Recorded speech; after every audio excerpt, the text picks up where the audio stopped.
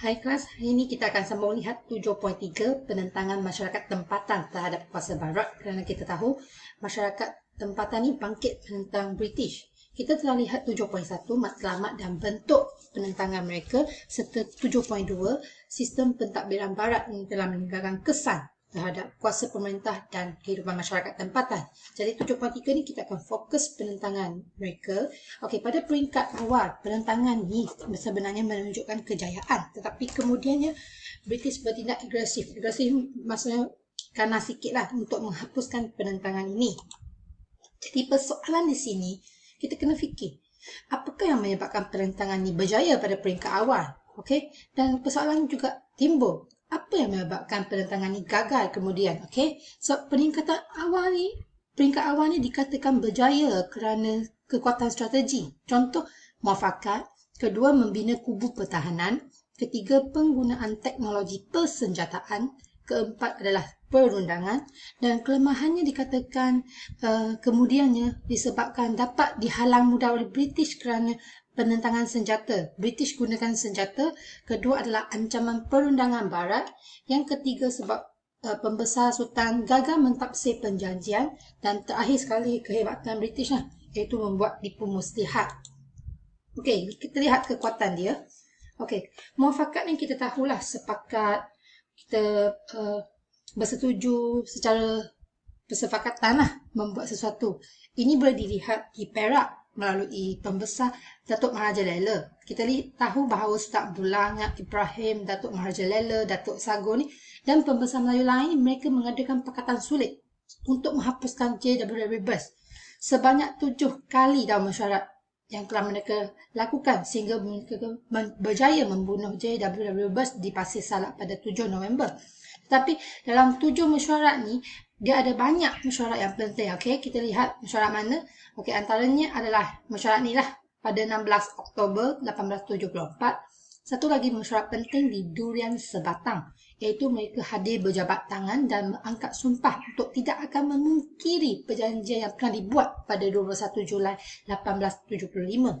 Dan satu lagi pada 5 September 1875, dia adakan mesyuarat di rumah Datuk Sago, iaitu mereka bersumpah dengan meminum air keris untuk merahsiakan pakatan sulit ini untuk elaklah jika ada spy ke, ada pengintip ke, ada pengkhianat. Okay, dan pada 12 September 1875, mesyuarat khas dilakukan pada waktu malam ni gambar. Kalau tak ni malam-malam ni bukan curi lah.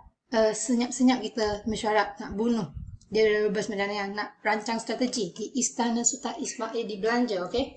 Dan yang kedua kita akan lihat di melalui Syarif Masaho. Okey, dia berjaya menyerang Kanawit dengan bantuan Datuk Patinggi Abdul Ghaffar. Kita nampak ada pemuafakatan di sini. Dan pakatan ini telah berjaya membunuh 2 orang pegawai British. Dan Brooke ni gagal membuktikan yang Syarif Masaho ni ada terlibat dalam pakatan tersebut. Jadi kamu boleh lihat dari dalam buku teks kamu lah. Okey, yang kedua, kehebatan kenapa mereka boleh menang pada peringkat awal sebab kubu pertahanan mereka melalui 3 tokoh ni. Okay, yang Tuan Antah, dia berjaya memutuskan serangan British pada peringkat awal kerana kekuatan kubu di 2 tempat iaitu Paroi dan Bukit Putus. Okey, Paroi dan Bukit Putus kerana kedua-dua kubu ni dia merupakan kubu semula jadi. Okey, di hutan dan terletak di atas bukit pukau yang tinggi. Okey, bukit yang tinggi dan terdapat halangan lanjau. Lanjau ni macam halangan bentuk tajam lah di tanah macam tu. Ada besi ataupun guna buluh ke ataupun dan juga pokok tumbang yang menghalang British susah nak masuk dan kawasan kubu tersebut berbukit bukau dan berhutan tebal. Yang kedua adalah rentak. Dia berjaya mematahkan 2 serangan awal iaitu pada tahun 1857 dan 1858 kalau kamu nak tahu. Dan ini kerana keutuhannya kubu dia bernama Kubu Bukit Sadok. Terletak di kawasan curam lah, bahaya curam dan perbukitan yang tinggi. Ini menyukarkan Brooke lah nak pergi serang dan dikelilingi oleh hutan rimba dan bukit batu kapur ni gambar. Dan terdapat halangan kayu belian. Kayu belian ni kayu yang tebal lah, setebal 2 kaki, tidak boleh ditembusi oleh peluru. Dan rentak ni juga guna meriam bujang timpang derang yang diperbuat daripada besi. Okey, kubu pertahanan Mak Sator, iaitu Kota Mak Satur yang terletak di Kampung Kapayan Lama, Tambunan yang berdekatan dengan Kota Mak Saleh di Babak. Ini Sabah ya. Dan kedudukan kota ini sangat strategik kerana dia terletak di tebing Sungai Sunsoron yang membekalkan sumber air dan sebab dia strategik. Jadi kota ini telah menjadi pusat tinjauan kekuatan British. Mereka meninjau. Okey, kamu boleh lihat dialog yang cikgu ada dalam buku teks tu. Ini menunjukkan Paroi dan Bukit Butus ni adalah kubu pertahanan yang Tuan Antah. Manakala Brooke ni dia gagal. Ini rentaknya dia gagal menyerang Bukit Sadok sebanyak 2 kali sebab kubu tu sangat hebat dan meriam yang digunakan ni meriam yang bernama Bujang Timpang Berang. Jadi mereka rancang strategi kemudian lah untuk menghapuskan. Dan ini adalah yang sekarang punya Museum Kota Mak Satur di Kampung Kapayan Lama, Sabah. Jadi kalau soalan tanya faktor alam semula jadi membantu dari segi pertahanan ketenteraan, jawapannya kita telah lihatlah memang betul. Dan okey, seterusnya kekuatan dari segi pensenjataan, di mana kita boleh lihat Daud Said ni dia telah memperoleh bantuan tentera dari Rembau dan wilayah jiran Nanning, di mana angkatan tersebut telah menggunakan senapan jenis flintlock dan Sniper rifle untuk membuat serangan hendak. Okey, mereka guna senjata yang hebat juga sebenarnya. Dan dia juga ada meriam kecil yang bernama Lela Rentaka yang mudah dibawa ke pertempuran. Okey, yang keempat kekuatan dari segi perundangan, di mana bijak membahaslah perundangan ni dilihat melalui Haji Abdul Rahman Rimbung. Kita telah belajar kan pasal dia di depan. Jadi kita tahu yang beliau memohon sebagai wakil ataupun memohon lesson pleader sebagai untuk membela para petani Terengganu di mahkamah. Jadi kebijaksanaan dari segi perundangan dia guna hujah agama, di mana dia kata tanah yang dikerjakan mereka adalah milik Allah, hak Allah, dan rakyat bebas mengerjakan tanpa perlu bayar cukai sebab ini adalah hak Tuhan, bukan hak negeri. Jadi beliau ni berhujah sistem percukaian yang diperkenalkan oleh British ni berlawanan dengan hukum syarak, dan melalui perbicaraan tersebut beliau menuntut mengerjakan tanah tu harus ikut hukum agama Islam, bukan hukum yang ditentukan oleh British lah. Okey, kita lihat kejayaan dia adalah kekuatan mereka. Jadi kita lihat apa kelemahan. Ini dikaitkan dengan penentangan bersenjata. Okey, 2 tempat kita akan lihat yang Tuan Antah berjuang terbilang. Kita tahu British ni dia ada kekuatan senjata mereka iaitu menggunakan meriam besar, tengok gambar, untuk menghancurkan kubu pertahanan yang Tuan Antah. Dan kelemahannya disebabkan oleh yang Tuan ni dia kehabisan peluru dan kekurangan ubat bedil. Jadi British ni dia berjaya lah menawan 2 kubu yang terkena tu, dan yang Tuan Antah terpaksa berundur ke Johor. Okey, yang kedua adalah rentak. Okey, wilayah Bukit Sadok kita tahu dia menewaskan di serangan ketiga baru dia berjaya. Kan cikgu dah cakap 2 serangan tu dia tewas. Okey, dan Brooke ni menggunakan meriam tembaga iaitu Bukit Sadok dan angkatan tentera lebih besar. Sebelum ni mungkin dia guna kecil kot, dia macam rasa boleh menang, tapi after that dia kalah 2 kali. Jadi lepas tu dia guna tentera yang lebih besar dan dia telah berjaya menawan Bukit Sadok dan rentak telah berundur ke Entabai. Okey, yang ni pula adalah ancaman perundangan barat. Okey, sebab kita tahu kan Haji Abdul Rahman Rimbun tadi tu dia merupakan pejuang masyarakat tani Terengganu, di mana dia menggunakan hujah perundangan barat. Tapi sebab pada masa tu Terengganu dia ada berlakunya kebangkitan petani, di mana kita akan lihat kebangkitan tahun 1922 petani di Kuala Telemong, iaitu menentang peraturan baharu yang perlu membersihkan tanah tanpa mengambil pas kebenaran. Kemudian kebangkitan tahun 1925 ni sampai 300 hingga 500 petani berkumpul, okey, untuk membersihkan 200 ekar tanah milik Tengku Nik Maimunah dan 400 ekar tanah kerajaan tanpa pas kebenaran. Dan terakhir di kebangkitan tahun 1928 yang berlaku di kebangkitan tani besar ni, gambar ni melihat dia melakukan istiaran perang terhadap British yang dengan menduduki balai polis, bangunan kerajaan dan mengibarkan bendera merah di Kuala Berang. Okey, sebab di sini ni kalau rakyat ni, sebab kita tahu Haji Abdul Rahman Rimbun ni dia terkenal, dia macam orang popular lah. Kalau dia tak terlibat pun British akan mengesyaki dia terlibat. Kita tengok gambar. Sampai kan beliau ni dipanggil oleh Sultan untuk pergi menjawab lah. Dan Haji Abdul Rahman Rimbo ni ditangkap dan dibicarakan di Kuala Terengganu.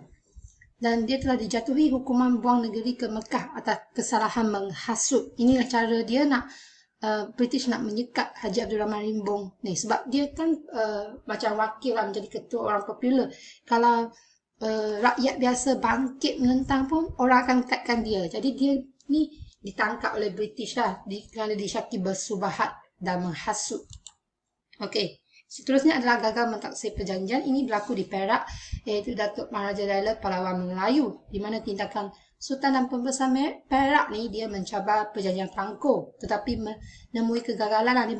Dia mencabar ni, dia cari peguam lah untuk tak nak terima itu perjanjian, tapi gagal lah sebab proses teknikal yang rumit. Kerana untuk membatalkan perjanjian ni kita perlu mendapatkan sokongan British, sebab ini ada dalam kata perjanjian mereka lah. Tetapi Pembesar Melayu ni dia tak setuju, sebab pada masa dia sign tu, pembesar sign ni gambar ni, mereka tidak ada masa yang cukup untuk pergi meneliti, pergi faham. Jadi ini telah membawa kepada kes pembunuhan lah J.W. Bush. Dan tipu muslihat ni kita boleh lihat bagaimana British membuat tipu muslihat untuk menjatuhkan pejuang ni. Okay, terjangkut perjuangan jihad.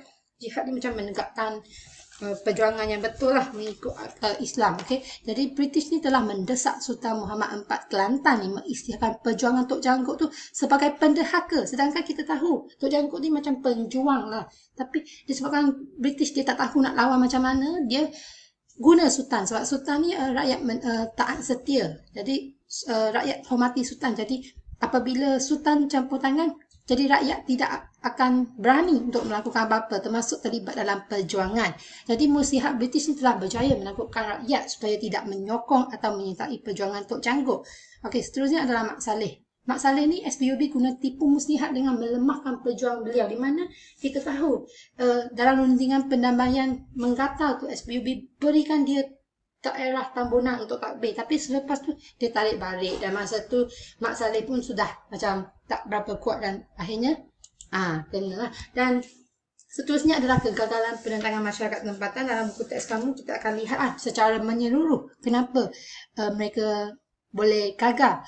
Okey, yang pertama adalah bersifat setempat. Kalau kamu tahu, dia berlaku di satu daerah, satu kawasan yang tak meliputi seluruh negeri. Contohnya kalau kita bagi negeri Perak kan, kalau dia berlaku di seluruh Perak, pasti British tak boleh kontrol. Tetapi masalah dia berlaku di kawasan kecil, setempat, Kelantan, dia tak berlaku di seluruh Kelantan, dia berlaku di Pasir Putih macam tu je.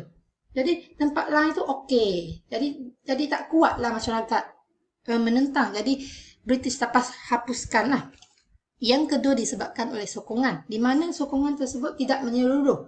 Kekurangan sokongan daripada pihak istana, sebab pihak Sultan istana pun takut sebenarnya. Mereka diancam ataupun diugut lah supaya tidak terlibat dengan perjuangan. Jadi dia jadi macam sokongan yang tidak kuat lah. Jadi rakyat pun menemui kegagalan perjuangan. Dan kelemahan teknologi ni sudah semesti kita telah lihat lah. Senjata barat ni lebih canggih berbanding senjata yang digunakan oleh masyarakat setempat. Yang keempat adalah dikaitkan dengan kelemahan strategi, di mana British dia gunakan pelbagai strategi untuk mengatasi kebangkitan masyarakat tempatan, seperti kekuatan tentera, senjata moden, memecah belahkan pakatan lah, dan menggunakan istana atau menggunakan sultan lah yang kita tahu, dan tipu daya, menipu. Okey, dan yang kelima disebabkan oleh British berpakat dengan Belanda, di mana kedua-dua pihak ni dia bekerjasama untuk memadamkan kebangkitan masyarakat tempatan di tempat yang mereka jajah tu. Okey, dan yang keenam adalah faktor istana. Seperti tadi cikgu dah kata, British ni gunakan istana untuk memadamkan kebangkitan masyarakat setempat. Sebab kita tahulah rakyat Melayu ni, masyarakat Melayu dulu ni sangat setia kepada sultan, menghormati sultan. Jadi macam itulah. Okey. Jadi kisah perjuangan masyarakat tempatan yang menentang kedatangan British ni perlulah dijadikan iktibar untuk generasi muda pada masa kini, dan kebangkitan masyarakat setempat ni mudah ditewaskan akibat kelicikan mereka menyusun strategi. Oleh itu kita kena hargai perjuangan tokoh-tokoh tempatan yang bangkit menentang British. Tengok, mereka berjuang untuk kedaulatan negara kita panggil, okey. Jadi ini saja, kita terus pada 7.4. Sekian saja di sini.